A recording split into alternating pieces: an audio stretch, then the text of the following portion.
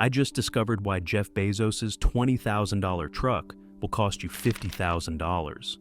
And it has nothing to do with the sticker price. Look, I've been tracking EV startups since 2015. I watched Fisker burn through billions. I saw Lordstown Motors collapse. I predicted Faraday Future's spectacular failure. And now, I'm watching the same playbook unfold again, except this time, it's backed by one of the world's richest men. In the next 12 minutes, I'll show you the 5 fatal flaws that guarantee Slate Auto will join the graveyard of failed EV startups. We're talking about manufacturing math that doesn't add up, design choices that killed entire product lines, and financial projections so divorced from reality that I'm genuinely concerned for anyone who put down a deposit. But first, let me show you the math that Slate Auto desperately hopes you'll never see. Because once you understand what it actually costs to build a truck in America, you'll realize why this $20,000 price tag isn't ambitious. It's impossible. The first red flag is so obvious, it's hard to believe investors missed it, unless they know this won't work and are betting on the hype. Slate Auto claims it can build a truck for under half the cost of a Ford Lightning by skipping paint shops, using simple electronics, and embracing innovative manufacturing. Sounds great, until you do the math. They plan to convert an old printing facility in Indiana into a factory. Retrofitting sounds cheap, but ask Tesla, Rivian, or even Ford. Retrofitting often costs more than building new. And that's just the building. Stamping equipment alone runs $50 to $100 million. Add in tooling, safety systems, and quality control, and you're looking at a massive investment. Yet Slate has only raised $130 million, when $2 billion is a more realistic figure for mass production. That's not a shortfall, it's a canyon. Their big pitch? No paint shop needed, because they'll use plastic body panels, but they still need to protect the chassis, frame, and exposed metal. Skipping the exterior color coat might save $200, not the thousands they're implying. A paint shop still costs $100 million plus, and they'll likely need one anyway. What about other savings? Manual windows. That might save $100 per truck. Though, ironically, power windows are cheaper to mass produce. No infotainment, they still need a screen for the backup camera, speed display, and climate controls. Eliminating the touch screen that just shifts costs to separate components, often raising complexity. When you tally Slate's claimed savings, manual windows, no touchscreen, no paint, you're talking maybe $2,000 to $3,000 per truck. That brings a $65,000 Lightning down to $62,000, nowhere near the promised $20,000. Even worse, they're using premium high-nickel batteries from SK Innovation, not cheaper LFPs, just to qualify for tax credits. That's a luxury component in a budget truck, which only deepens the hole. As manufacturing expert Randy Kirk said, if Chinese factories can't build trucks for $20,000, why would anyone believe an American startup can? Automotive manufacturing only works with massive scale. Ford builds millions of vehicles across shared platforms. Slate wants to build 150,000 units of a single model in a converted print shop. That's not lean. It's a path to insolvency. Even Tesla, with all their scale and innovations, can't get the Model 3 under $25,000. Slate has none of Tesla's infrastructure, supply chains, or experience. And sadly for investors, this is just problem one. The next one? It's taken down entire product lines before. Doug DeMuro nailed it. Two-door trucks have a limited market. Nissan, Toyota, and even Ford have backed away from the design because regular buyers just aren't interested, and there's a good reason. Four-door pickups made up over 85% of truck sales in 2023. Families need back seats, contractors need crew space, even solo drivers prefer the flexibility. Two-door trucks simply don't fit the modern lifestyle. Slate's workaround? A convertible truck-to-SUV system. Sounds clever, until you realize rear passengers have to crawl through a tight space behind the front seats. Imagine lifting in a car seat or helping an elderly parent through that. It's impractical at best, dangerous at worst. And modular design? That's not innovation. It's compromise. Vehicles that try to be everything end up doing nothing well. Structural integrity, weatherproofing, and manufacturing complexity all suffer. Traditional automakers avoid this route for good reason. It's a maintenance and durability nightmare. Even Honda's Ridgeline, with a much simpler system, proved that consumers won't pay for clever features they rarely use. And Slate's target buyers, budget-conscious folks, aren't hobbyists looking to reconfigure their vehicle every weekend. The design also kills its appeal for commercial use. Contractors need crew cabs, not DIY conversions. And with a smaller frame, Slate's truck likely lags in bed size, payload, and weight distribution, core selling points in the truck market. Two-door trucks don't sell. That's not opinion. It's a proven market verdict. If Toyota, Nissan, and Ford couldn't make it work, why would Slate? And sadly, this isn't even their biggest problem. That's coming next. And it's a law of physics they just can't bend. Here's the dirty secret about that 150-mile range they're promising. It's based on math that would make a high school physics teacher cry. Slate claims their brick-shaped truck will achieve the same efficiency as a Tesla Model Y, roughly 3 miles per kilowatt hour. Let me explain why that's not just optimistic. It's thermodynamically impossible. Aerodynamics isn't a suggestion, it's physics. The Model Y has a drag coefficient of 0.23, achieved through years of wind tunnel testing, computational fluid dynamics, and obsessive attention to every curve and surface. It's one of the most aerodynamically efficient vehicles ever mass-produced. The Slate truck, it's shaped like a brick, literally. Sharp edges, flat surfaces, zero attention to airflow management. Industry estimates put its drag coefficient somewhere around 0.35 to 0.40, nearly double the Model Y's figure. Here's what that means in the real world. At highway speeds, aerodynamic drag becomes the dominant factor in energy consumption. A vehicle with twice the drag coefficient will consume significantly more energy, especially at the 65 to 75 miles per hour speeds where Americans actually drive. But Slate's efficiency claims get even more ridiculous when you factor in weight. The Model Y weighs about 4,400 pounds and achieves its efficiency through lightweight construction, advanced battery chemistry, and sophisticated energy management systems. The Slate truck, with its steel frame construction and modular components, will likely weigh 500 to 800 pounds more, while being far less aerodynamic. The laws of physics are clear. Heavier plus less aerodynamic equals worse efficiency. There's no engineering magic that can overcome this fundamental reality. Let's run the real numbers. If the Slate truck achieves 2.2 miles per kilowatt hour, which would be optimistic given its shape and weight, that 52.7 kilowatt-hour battery pack delivers about 116 miles of real-world range, not 150. And that's in perfect conditions with a new battery.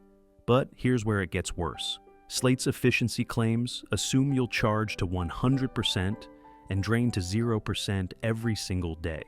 Any battery engineer will tell you that's a recipe for rapid degradation. Lithium-ion batteries last longest when kept between 20% and 80% charge. That means your usable range is actually 60% of the total capacity, not 100%. So that 116-mile real-world range becomes 70 miles of practical battery-preserving range. Suddenly, Slate's affordable long-range truck becomes a neighborhood runabout that can't handle a round trip to the next city. The range problem gets exponentially worse in real-world conditions. Cold weather can reduce EV range by 30 to 40%.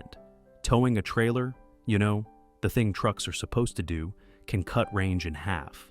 Highway driving at 75 miles per hour instead of the EPA's 55 miles per hour test cycle reduces range by another 20 to 30%.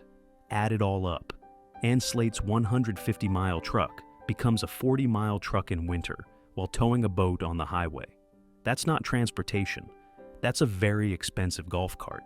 But even if they solve the range problem through some miracle of engineering, there's something much worse coming, because the range issue is just a symptom of a much deeper problem that will kill this company before they deliver their first truck. What happens when your $20,000 truck breaks down 200 miles from nowhere? This is the question that should keep every Slate reservation holder awake at night. Slate Auto has embraced the direct-to-consumer model, which sounds revolutionary until you realize what it actually means. When something goes wrong, you're on your own. Tesla learned this lesson the hard way. Despite having thousands of service centers and mobile technicians, Tesla owners still face weeks-long waits for repairs and parts shortages that can strand vehicles for months. And Tesla has billions in revenue, established supply chains, and years of operational experience. Slate has none of that. They're planning to launch with zero service infrastructure, relying instead on local mechanics and user-serviceable components. Let me explain why that's a fantasy. Modern vehicles, even simplified ones like the Slate truck, contain dozens of proprietary components that require specialized diagnostic equipment. The battery management system, the motor controller, the charging system. These aren't parts you can fix at Joe's corner garage with a wrench and a prayer. When your Slate truck's battery management system throws an error code, where do you take it? The nearest Ford dealer won't touch it. They don't have the diagnostic tools, the training, or the liability insurance. Independent mechanics won't work on it either for the same reasons. This creates what I call service deserts, vast areas where Slate truck owners have no access to qualified repair facilities. And remember, Slate's target market is budget-conscious buyers who can't afford to ship their truck hundreds of miles for repairs or wait weeks for mobile technicians. But the service problem goes deeper than just repair facilities. It's about parts availability. When a component fails on a Ford F-150, you can get replacement parts at thousands of locations across the country. Many parts are available same day from local dealers or auto parts stores. Slate's parts will come from where exactly? They claim to use off-the-shelf components, but that's only partially true. The battery pack, motor, controller, and dozens of other components are custom designed for their specific application. When they fail, and they will fail, you're looking at weeks or months for replacement parts. Here's a real-world scenario that terrifies me. You're a contractor in rural Montana. Your Slate truck's motor controller fails on a Tuesday morning. The nearest authorized service partner is 400 miles away in Denver. The replacement part has to be ordered from the factory and won't arrive for 3 weeks. Your business is dead in the water for a month because you tried to save money on a truck. Tesla owners, for all their service complaints, at least have options. Tesla's mobile service fleet can handle many repairs on site. Tesla has parts distribution centers strategically located across the country. Tesla has the financial resources to air freight critical components when needed. Slate has a plan to leverage local partnerships and provide comprehensive service manuals. That's not a service strategy, that's a prayer. The warranty situation is even more concerning. Slate offers what sounds like a generous warranty, but warranties are only as good as the company backing them. When Fisker went bankrupt, their warranty became worthless overnight. When Lordstown Motors collapsed, owners were left with expensive paperweights. Slate's financial position, which we'll discuss in detail next, suggests they're following the same trajectory. A warranty from a company that might not exist in 3 years isn't worth the paper it's printed on. But here's the most damaging aspect of the service problem. It destroys resale value. Who's going to buy a used Slate truck when they know parts are unavailable and service is impossible? The secondary market for orphaned vehicles is brutal. Just ask anyone who owned a Saturn or a Pontiac. This creates a vicious cycle. Poor resale value makes the trucks less attractive to buyers. Fewer sales mean less revenue for service infrastructure. Less service infrastructure makes the trucks even less attractive. It's a death spiral that's killed dozens of automotive startups. This next problem, though, this is the one that will kill the company before any of these service issues even matter. I found the real reason why this truck can never cost $20,000, and it has nothing to do with manufacturing efficiency or innovative design. It's pure mathematics, and the numbers are devastating. Let's start with the most basic question. What does it actually cost to build a truck? Ford, with their massive scale, established supply chains, and decades of manufacturing experience, spends approximately $35,000 to $40,000 building an F-150. That's their cost, before dealer markup, before profit, before anything. Ford builds over 700,000 F-150s per year across multiple facilities. They share components across dozens of vehicle lines. They have negotiated supplier contracts that smaller manufacturers can only dream of, and they still can't build a truck for less than $35,000. Slate plans to build 150,000 trucks annually, less than a quarter of Ford's F-150 volume, in a single facility, with no shared components and no established supplier relationships. Basic economics tells us their per-unit costs should be higher than Ford's, not lower. But let's give Slate every possible benefit of the doubt. Let's assume they achieve manufacturing miracles and build their truck for $25,000, a figure that would make them the most efficient automotive manufacturer in history. Add in dealer margins, shipping, marketing, warranty reserves, and corporate overhead, and you're looking at a minimum retail price of $35,000 to $40,000. That's still double their claimed $20,000 price point. Here's where the math gets truly frightening. Slate has raised $130 million total. Building an automotive factory capable of producing 150,000 vehicles annually requires $2 to $3 billion in capital investment. They're not 50% short of their funding goal. They're 95% short. The automotive industry has a term for this: the valley of death. It's the gap between initial funding and the massive capital requirements needed for mass production. Most EV startups die in this valley, and Slate is walking straight into it. But even if they somehow raise the additional $2.5 billion needed, which would require finding investors willing to bet on a company with no factory, no production experience, and a business model that defies basic economics, they'd still face the profitability problem. Let's run the numbers on what Slate would need to break even. If they're selling trucks for $20,000 and it costs them $25,000 to build each one, our optimistic scenario, they're losing $5,000 per truck.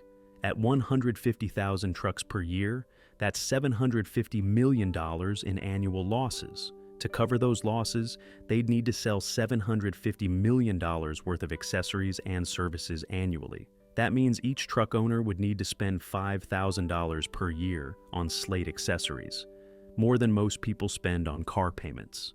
The comparison to successful companies makes this even more stark. Tesla, despite all their advantages, didn't achieve consistent profitability until their 10th year of operation, and after burning through over $20 billion in capital. Rivian has lost over $5 billion since going public and still isn't close to profitability.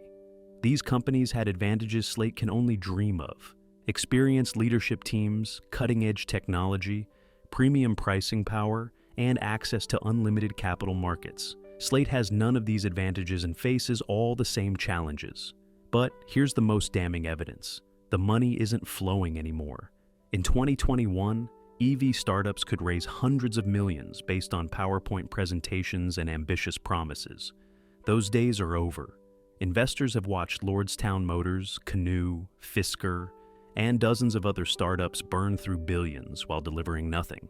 The capital markets have learned their lesson. Today's EV investments require proven technology, experienced teams, clear paths to profitability, and realistic business models. Slate offers none of these. Even more telling, established automakers with unlimited resources are struggling to make affordable EVs profitable.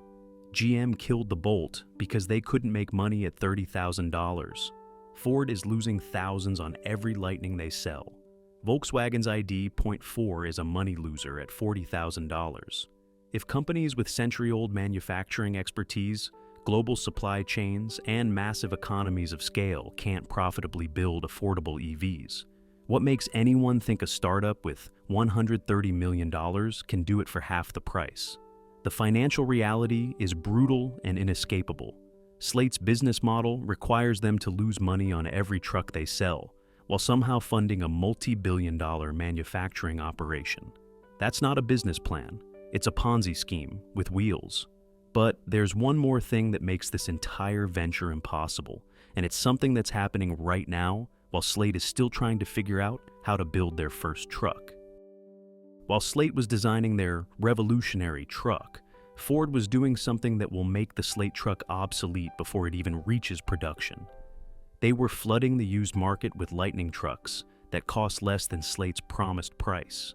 Here's the timeline that destroys Slate's entire business case.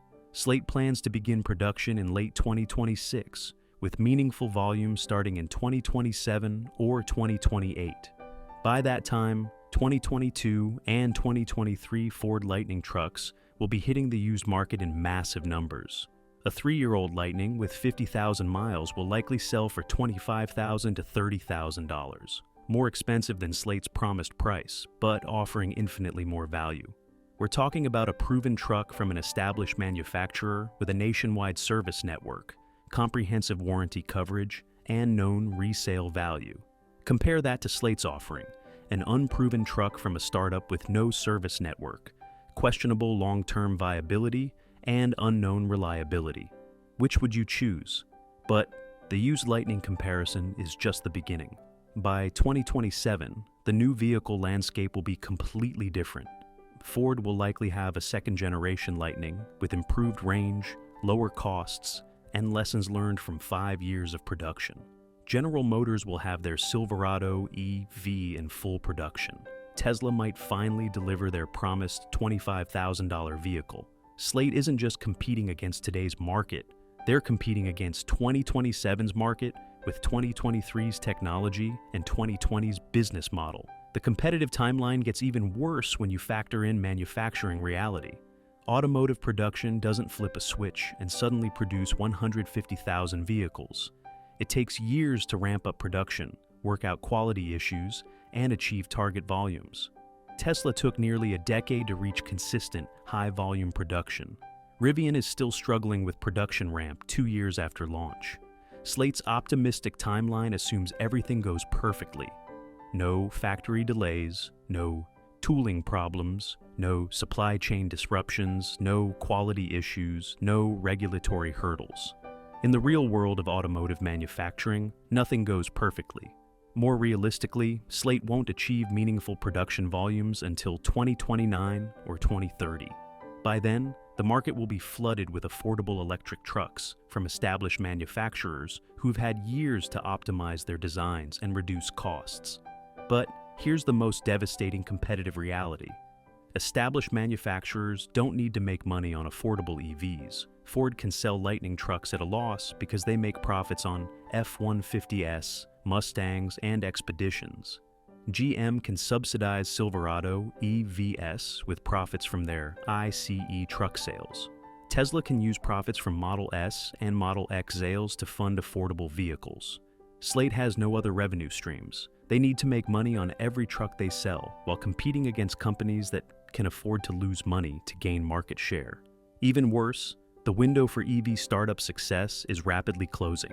The early days of the EV transition, when customers were willing to take risks on unproven companies, are over.